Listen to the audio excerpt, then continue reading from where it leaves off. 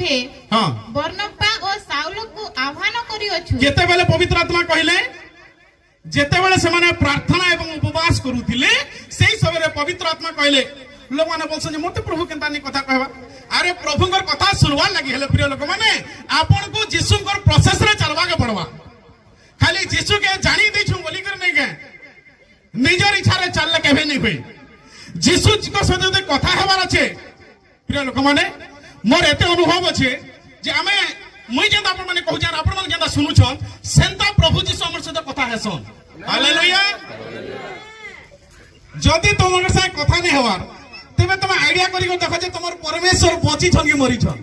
हमर परमेश्वर बची छन के कथा हो छन अरे जे बची छे से कथा हेबा ना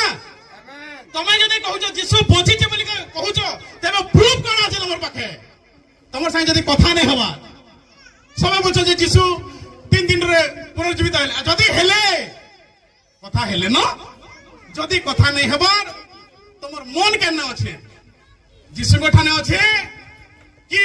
शैतान ठाने अछि चिंता सामुएल 12 अध्याय 16 पदरु 27 पद